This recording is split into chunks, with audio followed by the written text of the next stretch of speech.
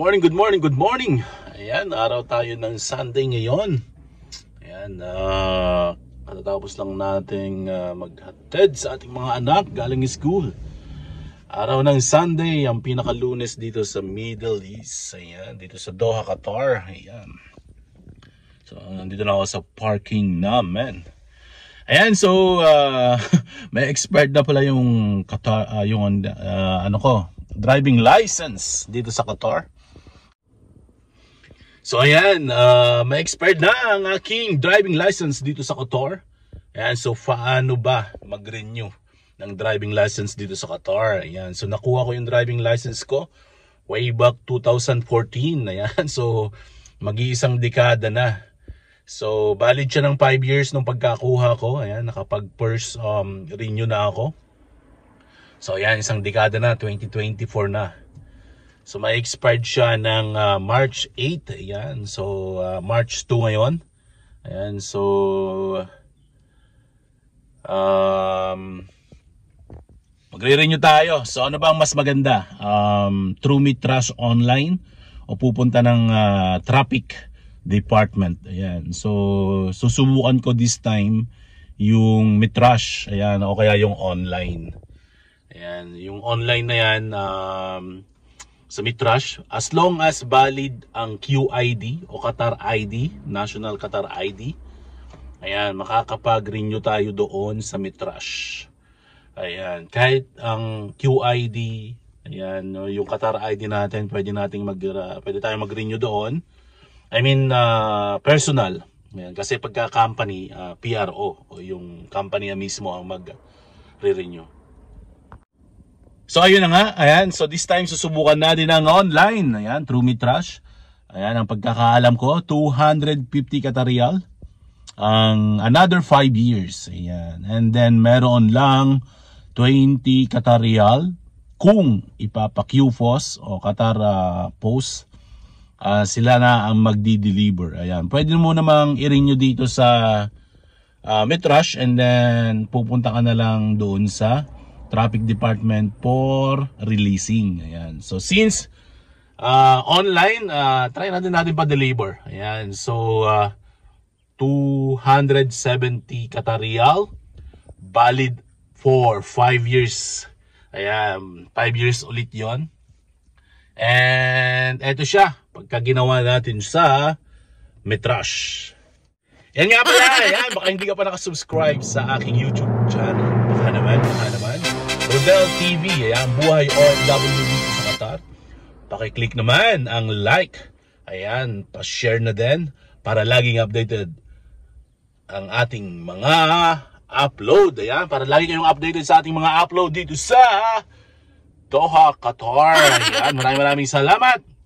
Please like, share, and subscribe. Pa-bell all na rin para laging updated sa ating mga video. So ayan, so open lang natin ang ating Mitrash. Login tayo. Pagkatapos natin mag-login, of course, password. Lagay natin yung password natin and then nandito na tayo sa ating Mitrash.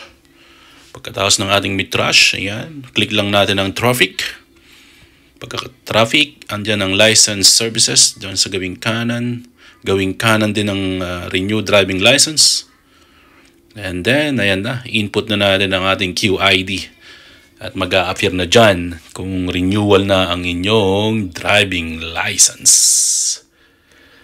Ayan, 250. Click QPOS, additional 20 Rial. Check payment details, details ng card. And then cross-check yung financial receipt kung kailangan nyo ng resibo.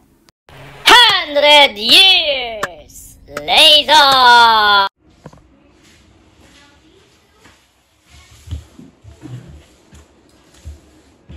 Ginagawa mo!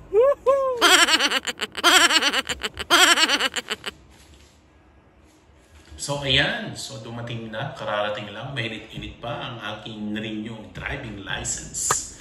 Ayan, so eto, sa QPOS, ayan, mag-additional 20 Qatarial lang.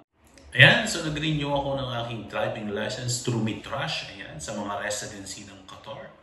Ayan, sa Mitrash ako nag-renew at 250. Ayan, kung pupunta kayo sa traffic department. Pero since QCOS ako, ayan, additional 20 katariyal lang. So, nag-renew ako nung Sunday at ngayon nga dumating hapon. So, eto na siya. So, yan. Ganda. So, valid siya until 2029, March 2. Ayan. So, nung March 2 ako nag-renew online. At the same time, ayan. So, first issue is 2014, March 29. Ayan. Birthday pala to ni... April pala to. April. Ayan. So, April 29, April 29, 2014. Nung magkaroon ako ng lisensya ng driving license dito sa Qatar. Ayan, maraming salamat Qatar. So, 2014 nakakuha ako ng aking lisensya and then nakapag-renew na ako ng isang beses for another 5 years. So, ayan, 2024 na. And ngayon, moving forward, ayan, for another 5 years na naman. Ayan. So, ganun lang kadali ang mag-renew ng driving license dito sa Qatar. Basta valid ang iyong QID. Ayan. Make sure na valid ang inyong QID. At make sure na meron kayong bank card para sa Mitrash online renewal. Ayan. Sa mga may Mitrash, ayan, mas convenient. I know merong 20 katariyal additional for QCOS, but at the same time, mas convenient siya. Ayan. So, 250 katariyal. Ayan, sa Philippine money. So, mga nasa 1515. So, 3,000. Yung 100 plus 50. So, 3,750. Ayan. Sa Philippine money. Ayan, salamat Qatar sa bagong driving license. So 10 years na tayong meron. So eto karinin natin moving forward sa 5 years. Driving license natin. Driving license Qatar.